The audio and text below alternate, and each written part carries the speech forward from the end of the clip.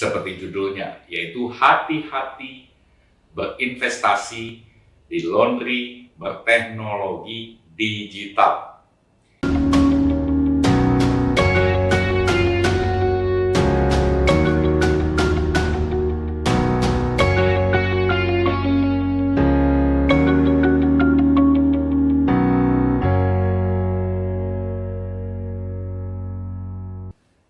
Kali ini saya mau menyampaikan satu pikiran berkaitan dengan situasi-situasi yang agak happening ya, current situation, sesuatu yang membuat saya mendapat sejumlah pertanyaan tentang fenomena laundry yang menggunakan teknologi digital. Maka saya membuat satu penghangat pikiran Anda untuk Anda memikirkan betul dengan apa yang saya katakan sebagai sebuah kalimat seperti judulnya, yaitu hati-hati berinvestasi di laundry berteknologi digital. Yang katanya semuanya serba gampang, yang katanya semuanya serba ada notifikasi ini, notifikasi yang membuat Anda merasa bahwa Anda diupdate tentang laundry Anda, atau membuat Anda jadi sangat repot hanya soal laundry yang sebetulnya Anda mau berikan ke laundry supaya Anda nggak repot, nggak pusing. Bukannya Anda mau diberikan notifikasi 17 notifikasi yang sebetulnya apa gunanya kan? Outputnya yang Anda inginkan kan? Nah, jadi saya bilang hati-hati, ya hati-hati. Apakah saya menjadi orang yang anti teknologi? 5 hal yang akan saya sampaikan. Yang pertama, digitalisasi dalam bisnis laundry inevitable, tidak terhindarkan. Jangan salah paham, ya. Teknologi mengubah banyak hal, menjadi drivers, menjadi penggerak dari banyak konsep bisnis kan. Itu kalimat yang separuh benar, ya, bukan separuh benar, kalimat yang tidak lengkap, kalimat yang ada komanya. Apalagi yang separuhnya? Yang separuhnya lagi adalah banyak sekali bisnis dengan proses digital yang tutup, bangkrut, tidak berhasil. Di logika masuk akal. Kehidupan itu tidak semua masuk akal. Banyak sekali aspek, kalau Anda punya umur yang cukup, Anda tahu banyak sekali aspek yang nggak masuk akal atau melampaui akal Anda. Jadi yang pertama, saya ingin mengatakan bahwa tak terhindarkan digitalisasi. Jadi jangan alergi dengan teknologi dan mengatakan begini berdasarkan pengalaman. Pengalaman itu adalah jebakan. Pengalaman masa lalu jangan pakai untuk menentukan masa depan, karena kita berjalan ke depan, bukan berjalan ke belakang. Ya, jadi jangan salah paham. Saya tidak anti teknologi, bahwa saya orangnya tidak update dengan teknologi. Iyalah, ya, kolonial lah saya. Ya, oke. Tapi digitalisasi tidak terhindarkan. Anda harus pikirkan betul bagaimana membuat laundry Anda juga terdigitalisasi pada waktunya. Itu yang pertama. Yang kedua, garis bawah saya adalah pada waktunya tadi. Berarti Anda harus mempelajari tahapan prosesnya. Kita sedang beralih, ya. Kita sedang beralih. Tahapan prosesnya seperti apa? Gampangannya begini. Kita lihat di 2 hal. Pertama, teknologi perangkat-perangkat yang kita gunakan, yang dulu kita kenal sebagai desktop komputer yang stay di meja, ya, desktop. Oke, gede gitu kan biasanya perangkatnya, nggak bisa dibawa-bawa. Oke. Kemudian muncullah laptop yang bisa dijinjing-jinjing gitu ya, gampang dibawa kemana. Dan sekarang banyak sekali hal yang kita biasanya kerjakan di laptop atau di desktop, sekarang kita kerjakan di perangkat handphone saja. Jadi ada tahapan prosesnya kan, dia tidak loncat langsung ke handphone, enggak. Bentuk handphone juga mengalami transformasi, berubah, dan kemudian menjadi sangat friendly untuk bisa digunakan bekerja.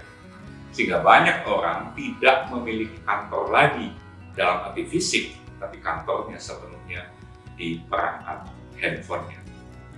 Itu proses kan? Proses yang lain adalah misalnya, kita tahu dari manual transmisi mobil-mobil pindah ke otomatis. Nah, transmisi yang otomatis ini sekarang mulai beralih juga untuk dipikirkan beralih lagi menjadi gabungan antara teknologi kelistrikan dengan yang sistem baterai mobil misalnya. Jadi muncullah terutama di mobil-mobil level agak atas ya, muncullah fenomena yang hybrid ya. Dalam kecepatan tertentu, waktu tertentu, semuanya diambil alih oleh baterainya. Sehingga dia bisa lebih ekonomis gitu ya. Tapi pada saat yang sama kita tahu sekarang orang sudah melakukan, bukan akan melakukan, sudah melakukan macam-macam hal yang terkait dengan mobil listrik, mobil tanpa supir, bus tanpa supir, truk tanpa supir, yang dijanjikan sebagai sesuatu yang kemudian akan mengurangi angka kecelakaan karena faktor manusia. Dan pembunuh paling banyak di dunia bukanlah perang dunia, tetapi kecelakaan lalu lintas jalan raya. Jadi kalau ini kelistrikan otomatis, mobil tanpa supir dan sebagainya ini berhasil direalisasikan, itu akan mengurangi angka kematian secara drastis.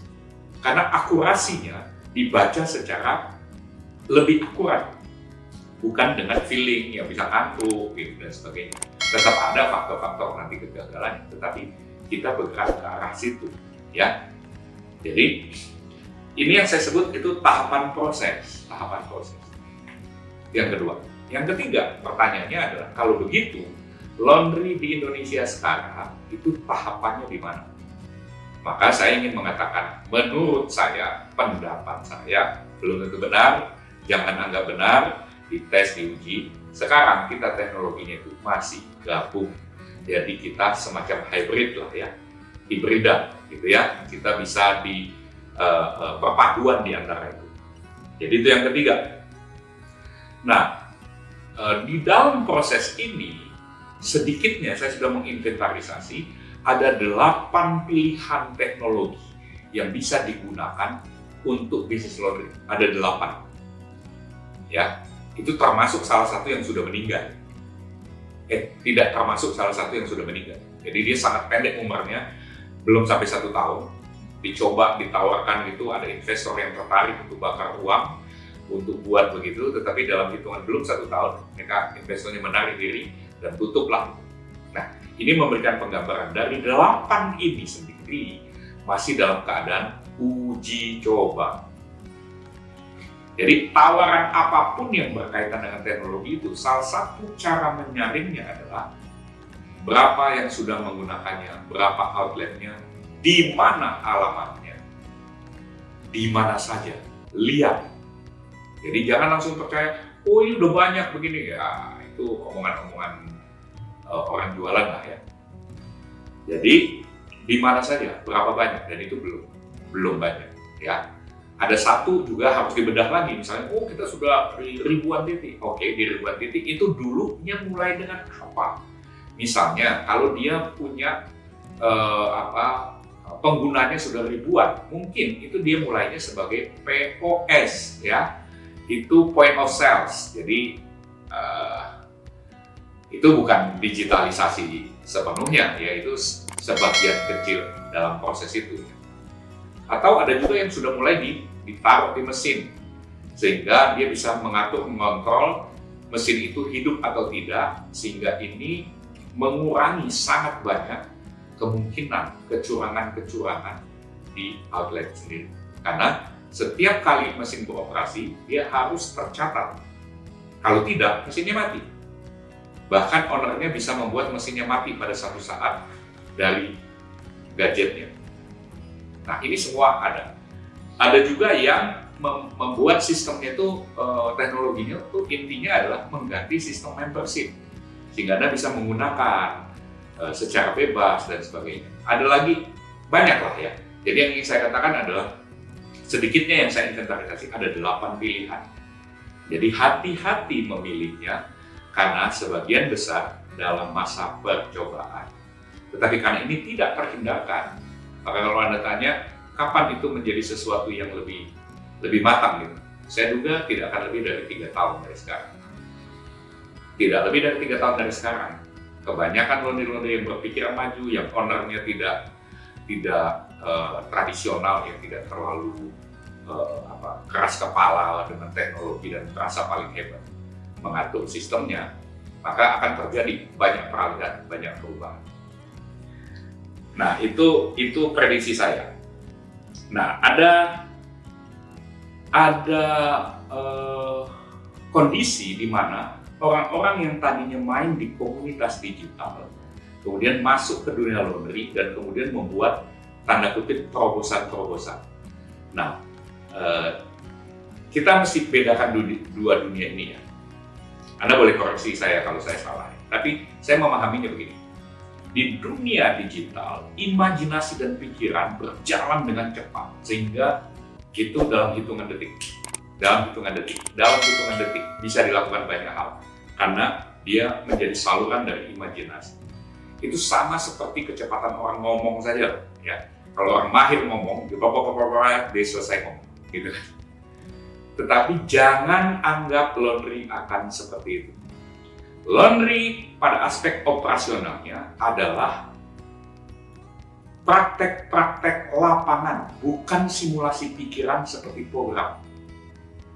Jadi orang-orang yang programmer bagus dalam membuat proses-proses digitalisasi, bagus untuk pemasaran, bagus untuk segala hal, bagus untuk hitungan angka karena itu kan numerikal saja. Tetapi begitu masuk dalam aplikasi ke laundry, itu persoalan manusia di laundry.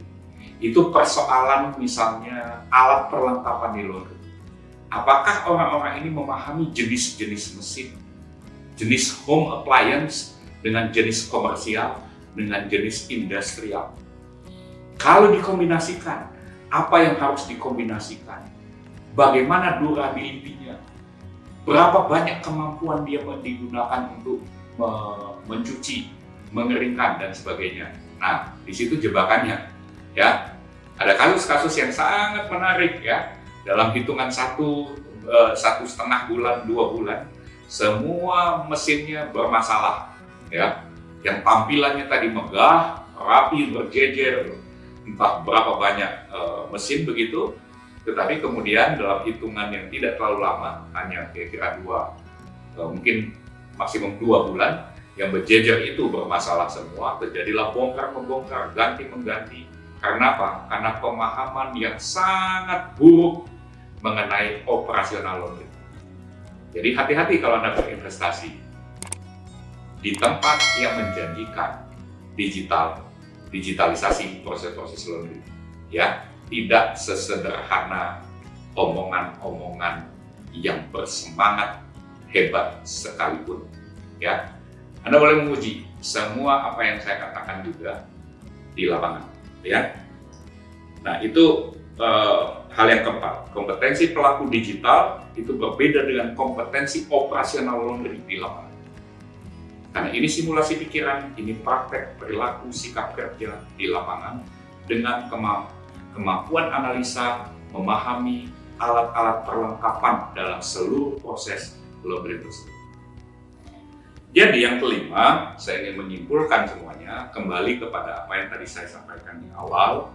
Karena ini tidak terhindarkan, maka lakukanlah dengan satu peringatan. Hati-hati. Dengarkanlah orang-orang yang banyak pengalamannya, yang terbuka pikirannya, orang-orang jenis mavericks yang nggak konvensional, mau belajar, orang-orang yang jangan cuma mendengarkan orang yang banyak pengalamannya, karena itu ada yang disebut jebakan pengalaman, sama seperti kalau orang pintar suka masuk kepada knowledge trap, kan, jebakan pengetahuan, karena kalau dia pikir dia tahu, dia bisa melakukan, itu omong kosong. Orang yang tahu belum tentu bisa. Bisa itu kompetensi. Bisa itu kemampuan sesudah diuji. Kalau sekedar tahu, tanya Google aja beres. Ya, tidak mengesankan. Orang yang tahu macam-macam, ngomong dia punya pengetahuan macam-macam, itu sama sekali tidak mengesankan. Karena pengetahuan siapakah yang melawan dengan sebuah global mind yang kita kenal dengan mesin-mesin pencari. Jadi, hati-hati untuk berinvestasi di laundry dengan janji-janji digital. Sukses untuk Anda, maju terus Laundry Indonesia.